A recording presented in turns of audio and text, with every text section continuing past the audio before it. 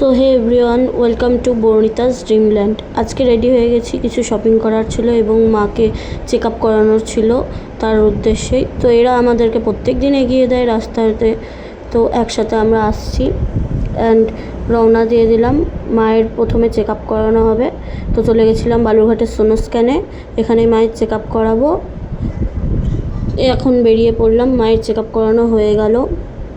এখন যাচ্ছি, কিছু শপিং করার ছিল, বাজারে চলে যাচ্ছি আমরা দুজনে মিলে।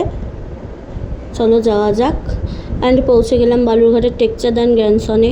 এই দোকানটা আমার ভীষণ প্রিয় অ্যান্ড সব কিছুই এখানেই কিনি। তো ট্রাই করতে ঢুকে গেলাম, কিছু জিনিস কেনার ছিল অ্যান্ড আমার কয়েকটা জিনিস পছন্দ হয়ে গেল, কিনে নিলাম।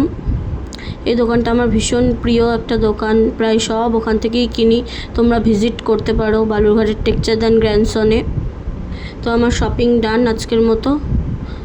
তারপরে আমরা এখন বেরিয়ে পড়লাম, আরও কিছু শপিং করার ছিল, তার উদ্দেশ্যে টুকটাক কেনার ছিল। চললাম দুজনে মিলে একসাথে অ্যান্ড পৌঁছে গেলাম একটা মিষ্টির দোকানে, বালুরঘাটের মাস্টার স্টল। এখানে কিছু মিষ্টি কেনার ছিল অ্যান্ড এত গরম পড়েছিল তার জন্য আমি লস্যি খেয়ে নিলাম একটু।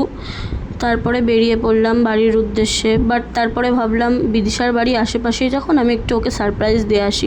তো ওর বাড়ি চলে গেলাম।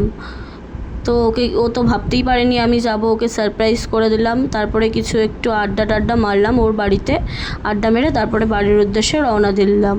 সো আজকের মতো এতটাই। Thanks for watching, by.